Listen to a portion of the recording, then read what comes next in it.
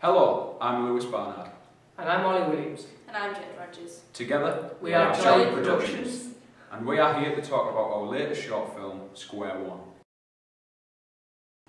We're going to discuss how our film develops and challenges forms and conventions of real media products. We'll be using footage of our film to show how we did this. We will start by talking about genre. Our film is what is called a hybrid genre, which means it's more than one. In terms of our film, it's a thriller, drama and realism. All these can be attached to our film. We'll start with thriller. Our film is quite dark in terms of the narrative and theme. The fact that it is about a woman who can't find happiness in love and ends up being abused and having her husband dying on her kind of tells you that it's not going to be a happy one. It sticks to the conventions you'd expect to see in a thriller. It keeps the audience on the edge of their seat as they wait to see the climax, in our case, what is going to happen to Rebecca. And also that Rebecca has been placed in a tricky situation where she keeps going back in time when she makes the wrong decisions. She seems to be in a trap that she can't escape. You could even elaborate more on what type of thriller. You could say it's a supernatural thriller, which is a subgenre, as Rebecca seems to be able to go back in time and also have visions into the future, similar to the butterfly effect, where the central protagonist can go back in time to change the events in the future. This is a clip of our film. After Rebecca has been abused by her husband one night, and she's upset about what happened, you can see her pondering, hoping to get out of this nightmare. This is where we use the effect of showing everything that has happened in reverse, and she ends up back at the bar. Thrillers often take place in ordinary cities or towns, and as you can see, so is ours. We filmed it locally and used natural settings and props to stick to this convention. Thrillers typically are supposed to do exactly that to an audience, thrill in whatever form of emotion. It is supposed to make people live the film, not just watch it, and I believe we have done this with some of the scenes within the film, such as the scene where Chris is abusing Rebecca. It is awful and people will be shocked by it and the realism of it, and also with the funeral scene, the audience hopefully will feel sorry for Rebecca and be sad themselves that Jack has gone. These are ways that our film develops and forms conventions of thriller. We also challenge it, typically within the narrative. Thrillers tend to have a hero or a heroine. In a sense, we don't actually have one. Rebecca is the victim. It could be said that Chris is the villain and Jack is. According to Vladimir Propst's theory of narrative, the false hero, he seems to be the one who's going to save Rebecca for her own unhappiness, but eventually ends up being bad as he dies.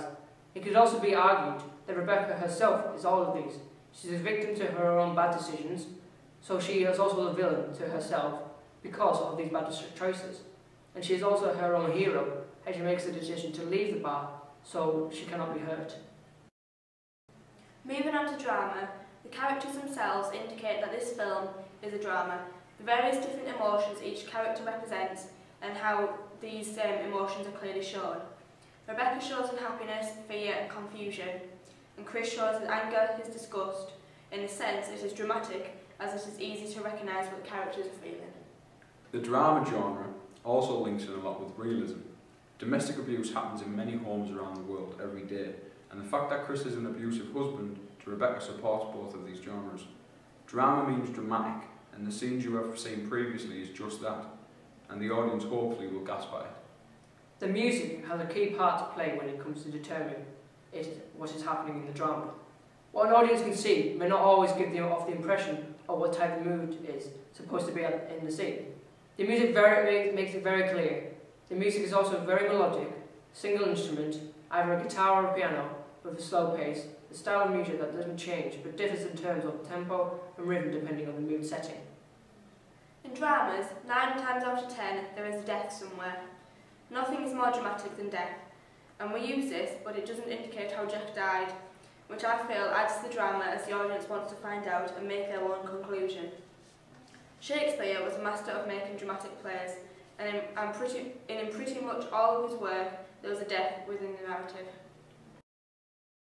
Although our film has an aspect which cannot be considered real, obviously the possibility of time travel, and also the showing of ghosts which is sceptical, our film is very realistic. As mentioned previously, the domestic abuse is very real. A death of a loved one again happens every day. Apart from the two things mentioned, there is nothing out of the ordinary which could be considered unrealistic. There is a sense of verisimilitude. And as mentioned previously, with our film being set in a real town and is using real natural surroundings, with no set creation, this is also adds to the realism of it. Going back to the point of Rebecca going back in time, it is never actually stated in the film that she's gone back in time. It could have just been a vision of the future or a dream. It does not have to have actually happened, that is left to the audience to decide. We have already talked a little bit about narrative, but now we will look at it all in a bit more detail. In terms of narrative range, ours is a restricted narrative. There is only a minimal amount of information offered. For example, the characters' names aren't actually mentioned in the film itself, only on the end credits. There isn't much background history on the characters. There is no mention of where the film is set. This stuff is not needed, as it is the narrative which is important. In terms of depth, there is an objective character in the identification. The viewer is given unique access into the character's mind, showing her going back in time and the memories going backwards. While this could be a vision, as mentioned previously, not actual time travel, and plus with a voiceover at the end from Rebecca. Our film has also followed Todorow's theory of narrative. One, where there is a state of equilibrium from the outset, being that Rebecca has gone for a drink with her friends and caught the attention of two men. Two, there is a disruption of this when she chooses Chris, and he becomes an abusive husband. Three, Rebecca recognises this disruption and somehow fixes it, by going back in time, which creates point 4, an attempt to repair the disruption. And 5, a reinstatement of the equilibrium when she meets Jack. However, our film clearly does this in a cycle, as point 2, 3, 4 and 5 happens all over again with Jack. Finally, in terms of narrative in contemporary cinema, as identified by Alan Cameron, our film follows two of his theories in that our film is both anachronic, being that it includes flashbacks and flash forwards, and also where scenes are repeated, as in such films as Pulp Fiction and Memento. It is also a forking path narrative, being that the narrative returns to the same point and goes down different roads, showing the outcomes of certain paths taken, just like in Groundhog Day and Run Lola Run, and also the short film Spin. We will now move on to talk about the mise-en-scene and cinematography, which is everything you see in the scene, and also the camera we used, and why it was used. We spoke about mise-en-scene previously and how we use natural settings and props, but there are also other aspects such as costume, lighting and positioning of characters. The costumes we use are more effective than people may think. We wanted the costumes for the bar scenes to be more modern and very youthful, with the narrative flashing forward into the future. Obviously the characters would be younger and the fashion would be different. All of the clothes are quite casual but in line with modern fashion. The costumes also set the mood. For example, the scene where Rebecca is at home with Chris, she's wearing relaxed clothes and not that of attractive fashion or fashionable. This shows that she is a housewife and doesn't need to doll herself up. This creates the emphasis that she is trapped by Chris. With lighting, we use a lot of ambient lighting or natural lighting. We wanted it to seem real, so too much artificial lighting would have ruined this. Again, the scene where Chris comes home from work, we used the room light, which created light in the background, but made it dark in the front, sticking with the dark nature of this scene. We did use some studio lighting though, for the wedding pictures and other pictures.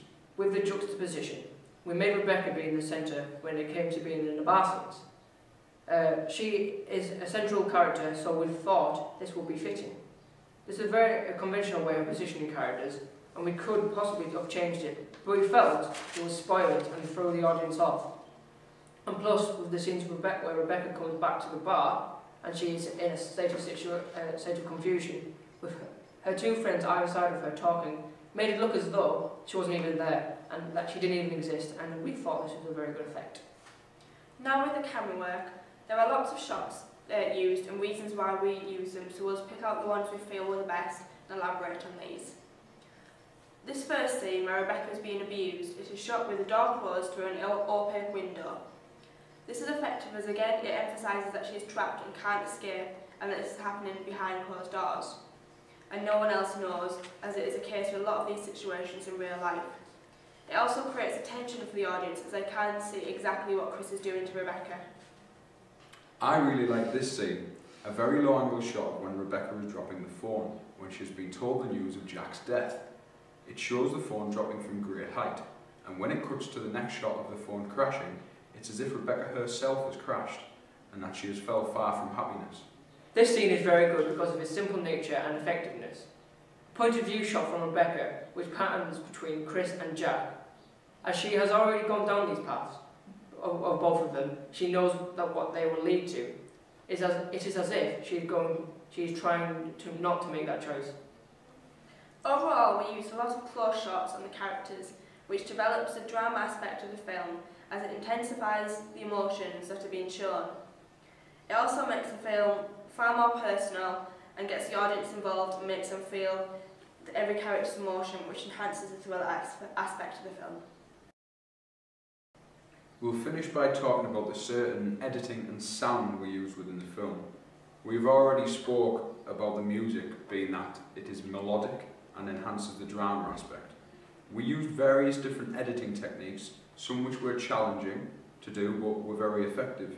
The main edit was the way the film goes backwards when Rebecca is coming back in time. It goes through all the pictures and footage in reverse, as if it's all been taken away and that it didn't happen. Also, like when you rewind a film. The sound effect we used for this also was the sound of a tape rewinding, which makes it more understandable to the audience as to what is happening, as they will be able to recognise the sound. This scene is very clever.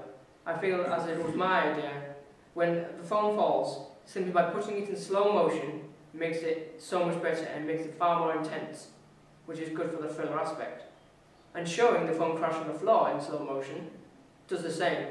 We use the crash sound from the effects when the phone hit the floor. Again, this intensifies the scene. This scene was perhaps the hardest, making Jack faded when Rebecca visits his grave. It is really dramatic when they seem to make contact as Rebecca puts her hand on her shoulder while the ghostly Jack has reached out to touch her. We used other sound effects, like this punch sound effect for when Chris hits Rebecca, but the rest of the sound throughout the film was purely natural. We didn't want to add too much artificial sound, which would have spoiled the realism. Well, this concludes our first question of our analysis. Make sure you watch the 3 other questions which I'm going to answer for your pleasure. Thank you and goodbye. Bye.